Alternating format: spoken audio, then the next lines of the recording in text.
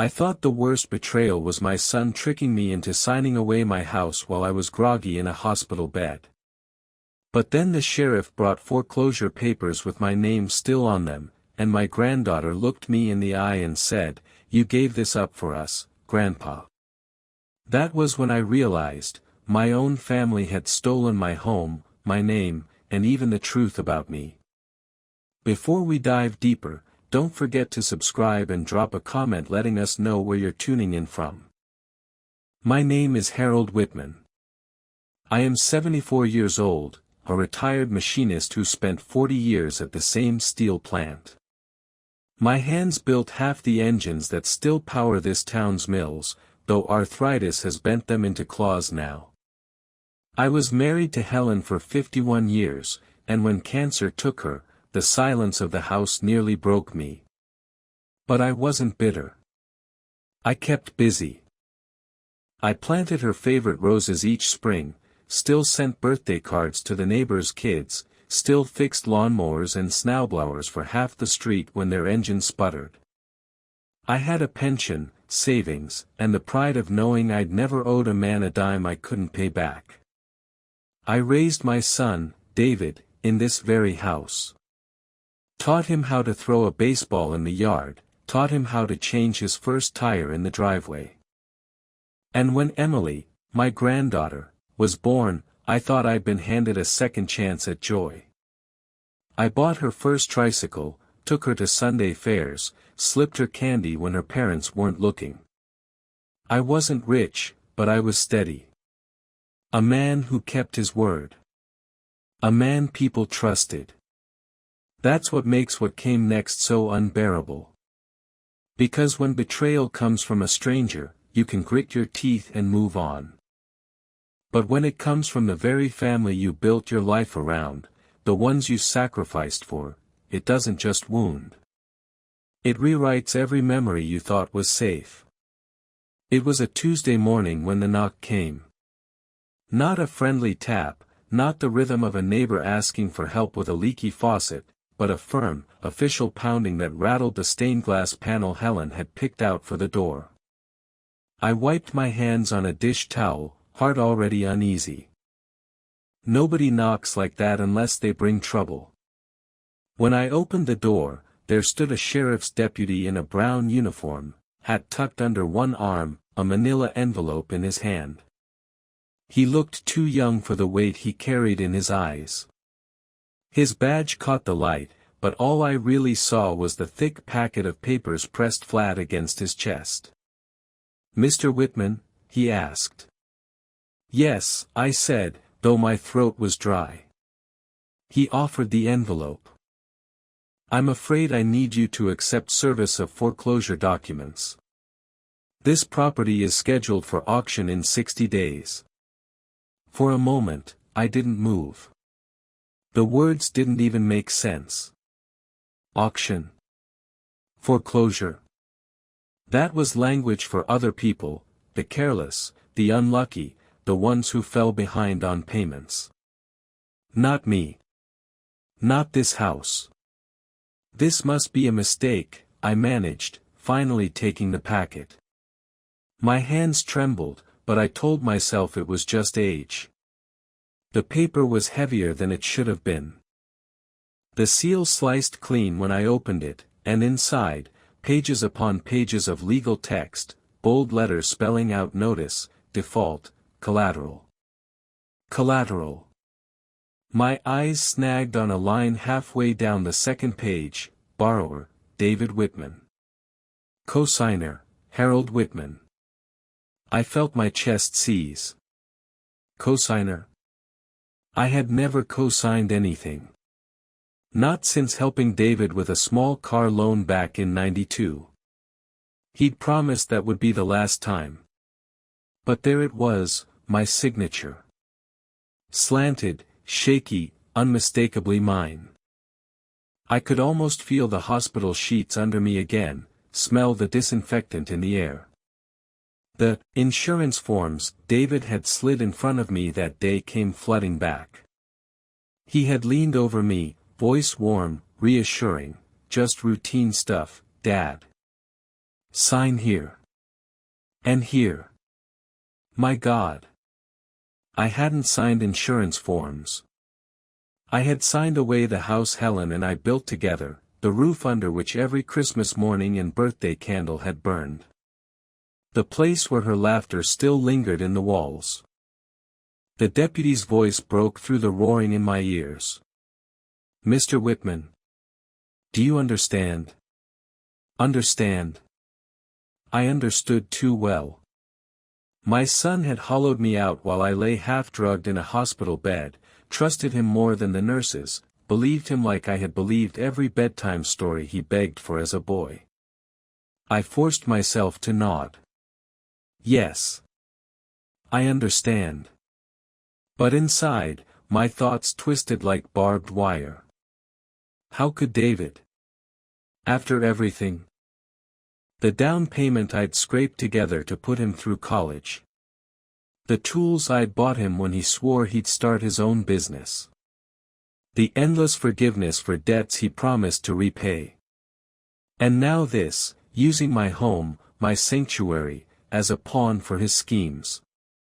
The deputy shifted uneasily, as if he wanted to apologize but knew the law left no room for that. He tipped his hat slightly. I'm sorry, sir. I really am.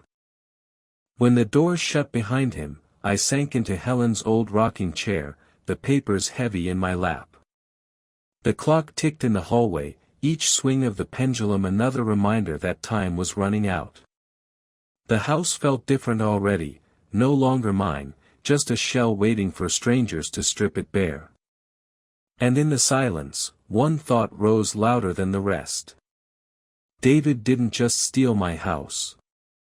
He stole my name, my trust, and the truth of who I was. I sat there with the foreclosure papers spread across my lap like some cruel riddle, my glasses slipping down my nose as I tried to make sense of the legal jargon. Every line confirmed the same truth: this house no longer belonged to me. My first instinct was to call David. Demand an explanation. Shout until my voice broke. But I stopped myself. What would that accomplish? He'd deny it. He'd spin some tale about how it was temporary or necessary, and I'd be the doddering old man too confused to understand. No. Anger wouldn't win this. My mind began running through possibilities like gears grinding in an old machine. Could I hire a lawyer? Yes, but lawyers cost money, and my pension didn't stretch far. And what lawyer would believe a 74-year-old man signed papers he didn't understand? I thought about the safe in the closet. Inside were decades of receipts, letters, deeds, even Helen's handwritten notes about repairs we'd made over the years. Proof that this house was ours, fair and square. But would that matter? A single signature outweighed a lifetime of sweat. For a terrible moment, I wondered if I should just walk away. Let the bank take it, move into some apartment, and fade quietly into the background of my own family's life. I'd seen other old men do it, shuffle off to retirement communities with boxes of photographs no one wanted. But then I looked up at the mantel. Helen's photo sat in the center, her smile warm, her eyes alive even in stillness. I remembered her voice, firm and steady. Don't you dare let anyone erase what we built, Harold. Walking away wasn't an option. I could fight, but how? Court would drain me. David would paint me as senile, and maybe Emily would believe him. I could sell what little I had left and try to buy time, but time was the one thing running out fastest. An idea flickered in the back of my mind, a dangerous one. If David had used deception to take my house, maybe I would need deception to take it back. Not brute force, not shouting matches, but something quieter. Smarter. A kind of justice he would never see coming until it crushed him. I leaned back in Helen's rocking chair, the wood groaning softly under my weight, and let that thought settle in my bones. Revenge was no longer some wild, angry impulse. It was becoming a plan. And just as I began to imagine what that plan might look like, I heard the crunch of tires on gravel. Emily's car pulling into the drive. For one blessed second, my chest filled with hope. But when she stepped through the door and spoke the words her father had fed her, I realized the betrayal wasn't finished yet. It had only just begun. The sound of Emily's car door shutting outside stirred something fragile in me. For a heartbeat, I let myself believe she was here to comfort me, that she had sensed her old grandfather needed company and had come to offer it, the way she used to curl up on my lap with picture books when she was little. I straightened the stack of foreclosure papers on the table, almost hiding them, as though if I kept them out of sight, the reality behind them might vanish. I ran a hand through my thinning hair, checked my shirt for stains, and forced my face into a smile that didn't reach my chest. The door creaked open, and there she was, 20 years old, with the same chestnut hair Helen once had, the same quickness in her eyes. She filled the room with her youth, her presence. For a moment, I saw only the little girl who used to run across this floor in socks too big for her feet. "Grandpa," she said warmly, stepping in with a tote bag slung over her shoulder. "Emily," I breathed, my throat tight. I wanted to pull her into my arms, to hold her as though she was the last unbroken piece of my world. She sat across from me, dropping her bag gently onto the chair beside her. Her hands folded on the table, just like Helen's used to when she was preparing to say something serious. "Dad told me what's happening," she began softly. "And I want you to know, we understand why you did it." I blinked. The words didn't fit. "Did what, sweetheart?" She smiled, but it was tinged with pity, not joy. "Why you signed the house over. Dad said you did it for me. So I could have a better life. So I wouldn't have to struggle the way you did." Her voice trembled with gratitude. Gratitude, for the theft of everything I held dear. The air left my lungs in a slow, shaking exhale. I wanted to shout, to tell her she had been lied to, poisoned with stories that twisted my weakness into generosity. But her eyes shone with trust. She believed her father's version, and in that moment, if I tore it down, I risked tearing her away from me forever.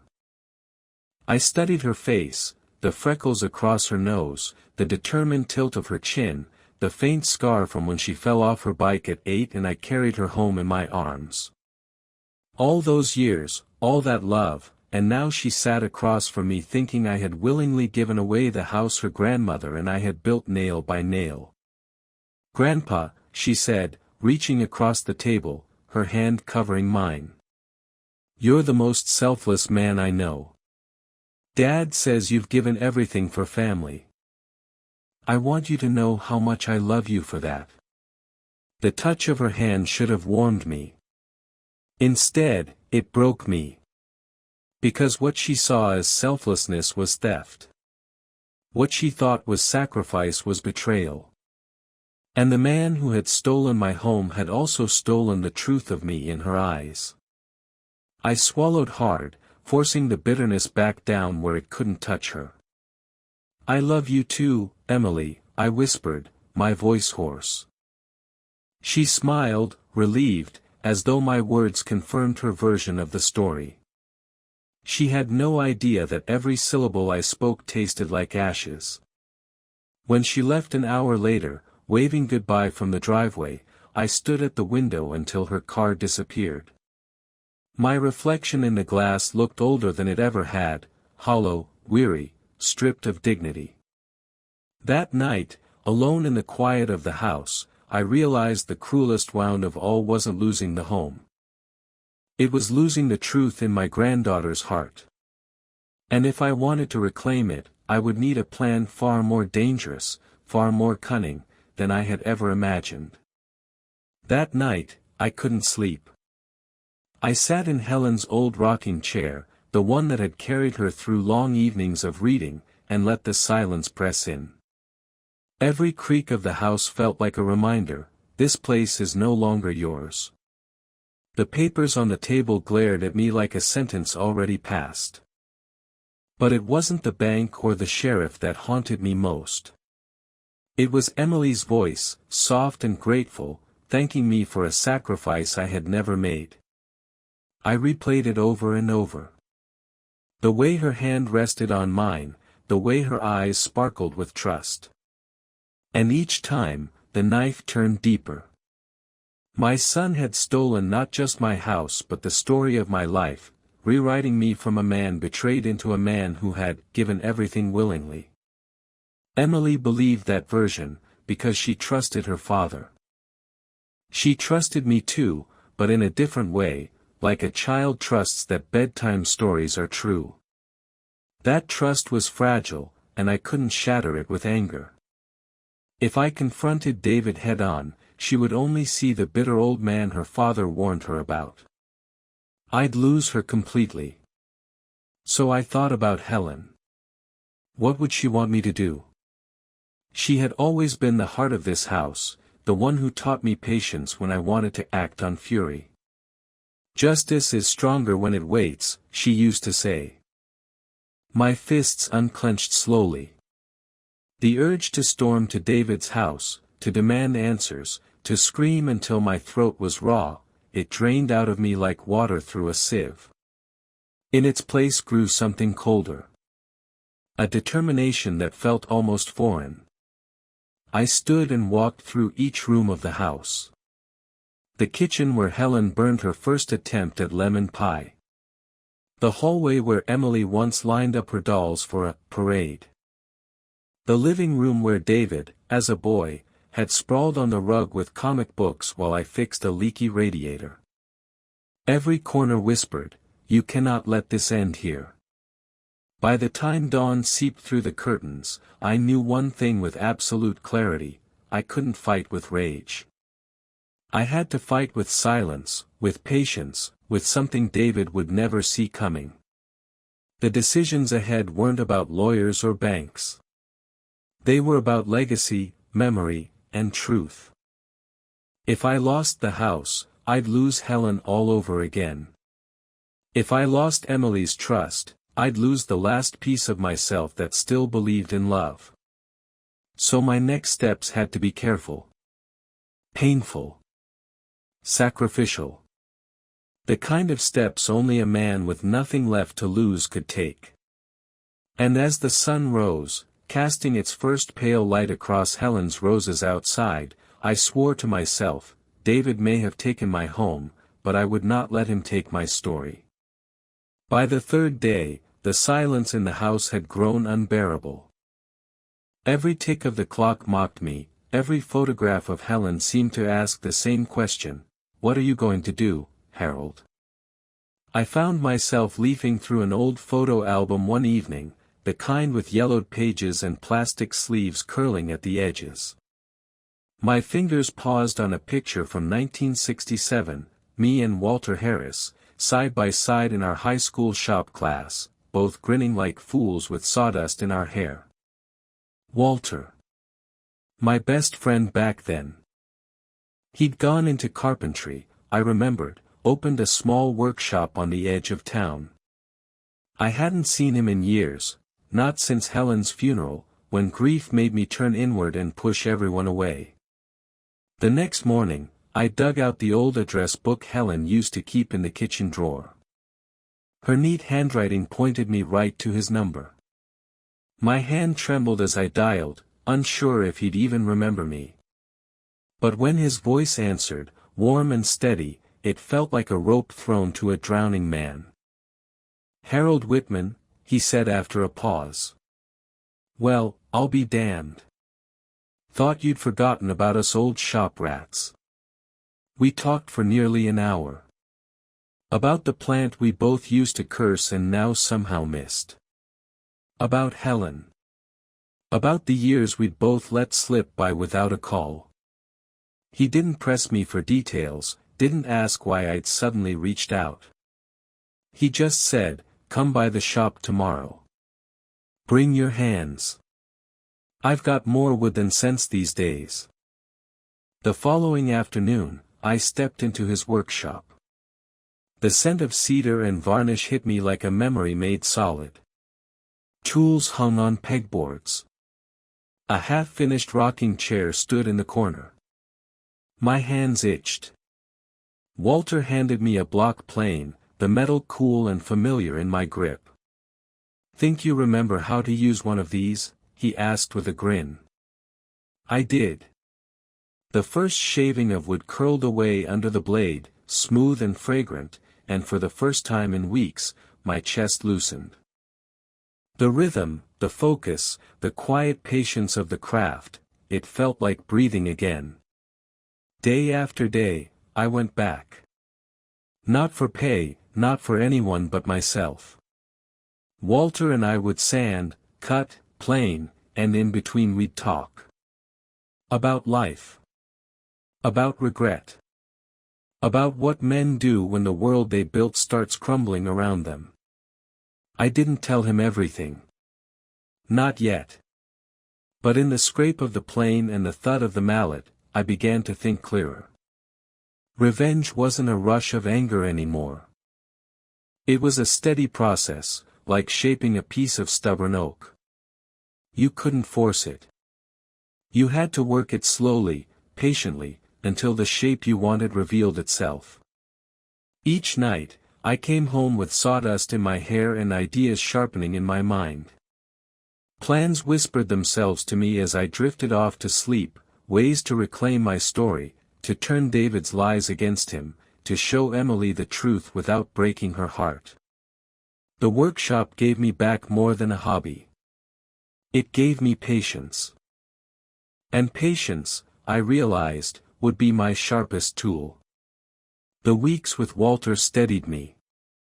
Sawdust on my clothes, the hum of old tools, the quiet satisfaction of turning raw lumber into something useful, it reminded me that creation and destruction were two sides of the same coin. My son had chosen destruction. I would answer with something far quieter, far more enduring. Each evening, I came home to the empty house with my body tired but my mind sharpened.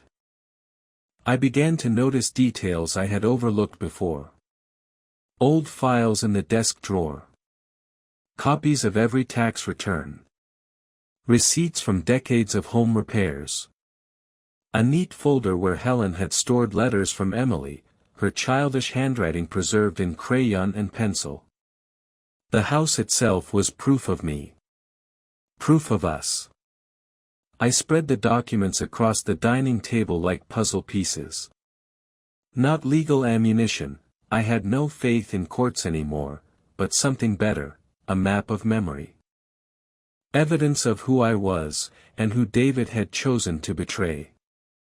That's when the idea began to take shape. David had stolen my story, told Emily I was the man who gave everything away. If I confronted him, she would believe his voice over mine. But what if I could show her? Not with accusations, but with truth she could touch, see, read with her own eyes. I began assembling a box. Not of valuables, those he would only pawn, but of proof. The deed Helen and I had burned a copy of at the mortgage party, but kept the original tucked away. Photos of us working side by side on the house, sweat stains on my shirt, her smile in the background. Notes she'd written in the margins of bills: Harold, remember to fix the back porch, love, H. Even the little sketch Emily had made as a girl of Grandpa's house, with a crooked roof and a stick figure of me smiling out the window. Each piece told the same story: this house was never something I surrendered. It was something I bled for. Something I built. But that alone wasn't enough. David needed to face consequences, not from me, but from the one person whose opinion he couldn't twist forever, Emily. And so, I planned carefully. I would wait. I would let David circle closer to his prize, brag louder, act bolder. Because men like him always did. And when Emily was near, when he thought he was untouchable, I would open the box and let the truth speak louder than any of us. It wasn't rage that drove me now. It was clarity. The chance came on a Sunday afternoon, the kind of day Helen would have called a family day. I was in the workshop with Walter when my phone buzzed, a message from Emily. "Grandpa, Dad wants me to bring you over for dinner tonight. He says it's time we all talk about the future." My hands froze over the wood plane. The future. I could hear David's smirk in those words. He thought he had already won. I drove home and sat in the stillness of the house, staring at the box I had prepared. Inside lay decades of proof, love, and sweat, all the things David could never fake. My pulse thudded as I carried it to the truck. Tonight wasn't just dinner. Tonight was judgment. When I arrived at David's house, the scene was exactly as I expected.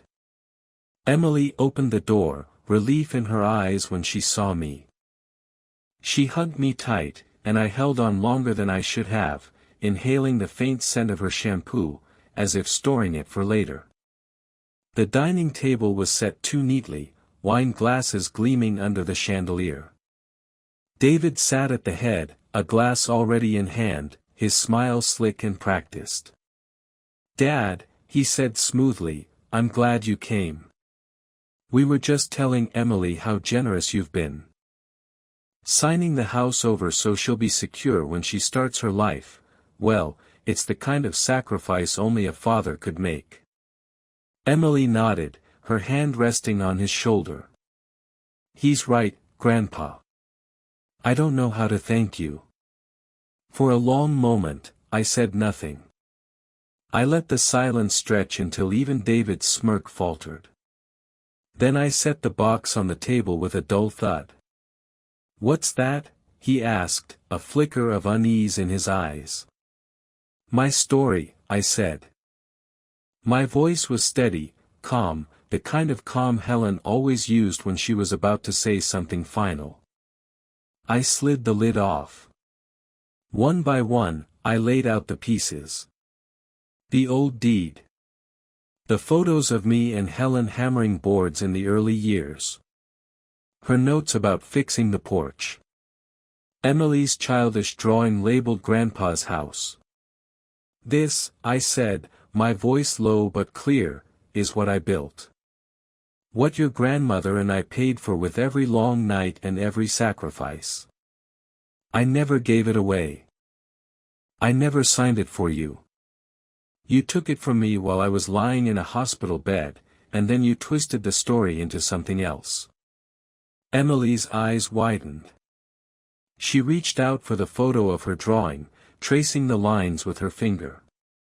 "Dad." David's face darkened. "This is nonsense." "He's confused." "No," I cut him off, my voice sharp for the first time. "I may be old, but I am not confused. And I will not let you rewrite my life while I'm still breathing." Emily looked between us, tears rising. "Is this true?" she whispered. David stammered. He tried to laugh, to dismiss it. But the weight of the evidence, the love embedded in every paper and photograph, hung heavy in the room. The blow landed not in my fists, but in Emily's eyes as they filled with betrayal, not at me, but at him. She pushed back from the table, her chair scraping the floor. "Dad, how could you?" David reached for her, but she pulled away. The room felt as though the air itself had turned against him. And in that silence, I felt something inside me ease. Not joy. Not triumph. But justice. The house might still slip from my hands, but the truth, that was mine again. And Emily would never forget it. The drive back to my house was quiet.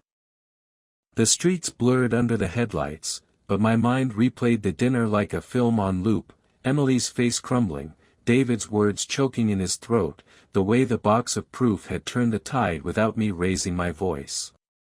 When I stepped into the house, the air felt different. Lighter, somehow. The photographs on the mantel seemed less like silent accusations and more like companions again. For the first time in weeks, I allowed myself to breathe without the weight of shame pressing down. But the foreclosure papers still lay on the kitchen table. The sheriff's stamp glared at me under the lamp. A reminder that even with Emily's trust restored, the battle wasn't over. I sank into Helen's rocking chair, the wood groaning softly, and whispered into the empty room, "At least she knows now. At least she knows." I must have dozed off, because I woke to the buzz of my phone in my pocket. An unfamiliar number. "Mr. Whitman?" a woman's voice asked. "This is Claire Henderson. I'm an attorney with the County Fraud Unit. We've been reviewing a series of property loans connected to your son, David Whitman. I believe your home may have been tied to one of them under questionable circumstances." I sat up straighter, my heart pounding. "Questionable circumstances?" "Yes, sir," she said. "We're investigating forged documents and coercion. If you're willing to provide the original deed and any evidence you may have of ownership history, there's a strong chance we can challenge the foreclosure and restore the property fully to you." I gripped the arm of the chair so hard my knuckles ached. The box. The very box I had shown Emily, it held everything she was asking for. Helen's notes, the old deed, even photographs that proved our history here. For weeks, I'd thought the law was useless, just another hammer in David's hands. But now it was turning toward him. "I have the proof," I said slowly, my voice steady. "And I'll bring it to you myself." When I ended the call, the house seemed to breathe with me. The roses Helen had planted outside stirred against the window in the night breeze. It wasn't over yet. But for the first time, I felt the possibility that I might not only save my truth, but my home as well. A week later, I sat in a small office downtown, the kind with mismatched chairs and the faint smell of paper and old coffee. Claire Henderson, the fraud investigator, sat across from me with her reading glasses low on her nose. Between us was the box, the same one I had placed on David's table like a weapon. Piece by piece, she examined the contents. The original deed. Mortgage payment records. Photographs of me and Helen working on the house. Even Emily's childhood drawing. She didn't smile, but her eyes softened as she held each item. "Mr. Whitman," she said at last, sliding her glasses off, "this is more than enough. Your son clearly misrepresented the documents he had you sign while you were incapacitated. That constitutes fraud, and the foreclosure tied to those papers is invalid. We'll be filing to void the loan entirely." The words settled into me slowly, like warmth spreading into cold bones. "So the house will remain yours," she said firmly. "The title will be corrected back into your sole name. It may take a few weeks for the paperwork to clear, but as of now, you can rest easy. This home belongs to you again." For a long moment, I couldn't speak. My throat tightened, my hands trembled against the arms of Helen's rocking chair in memory. All I managed was a whisper, "Thank you." Claire nodded, businesslike. "It's the law doing its job, Mr. Whitman. That's all." But it wasn't just the law. It was Helen's careful notes, my stubborn record-keeping, and a lifetime of love woven into every corner of that house. It was the truth, preserved even when my own son tried to bury it. When I returned home that evening, I walked slowly from room to room. The air seemed lighter, as if the walls themselves had been waiting for the news. I opened the windows wide and let the breeze move through, stirring the curtains. Helen's roses outside bent in the wind, their scent drifting inside. I sat in her rocking chair, the foreclosure papers gone, the box of proof tucked safely back under the desk. For the first time in months, I didn't feel like a man living on borrowed time. I felt like myself again, a husband, a grandfather, the keeper of a home I had built with my own hands. David's voice, his schemes, his lies, they no longer mattered. Emily knew the truth. The law knew the truth. And the house, standing firm around me, bore witness to it all. I closed my eyes and whispered to the empty room, "We're home, Helen. We're home." 2 weeks after the papers were cleared, Emily came by unannounced.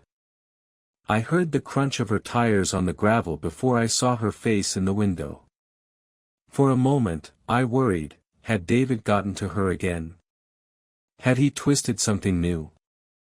But when she stepped inside, she carried no pity in her eyes. Only remorse. "Grandpa," she whispered, her voice breaking as she crossed the room. "I'm so sorry. I believed him. I should have known better. I should have trusted you." Before I could answer, she wrapped her arms around me, holding tight, like the little girl who once feared thunderstorms and found safety only in my chest. I felt her tears soak my shoulder, and my own eyes blurred. "There's nothing to forgive," I said softly, stroking her hair the way Helen used to. "You trusted your father. That's what children are supposed to do. But you came back. That's what matters." She pulled back enough to look at me, her cheeks flushed, her voice trembling. "I don't care about the house or the money. I just don't want to lose you." I smiled then, a smile that reached into the deepest, darkest places where grief had lived. "You never will, Emily. Not as long as I have breath." Later, we walked through the garden together, her hand in mine. She touched Helen's roses, leaned down to breathe in their scent, and smiled. "It still feels like her out here," she said.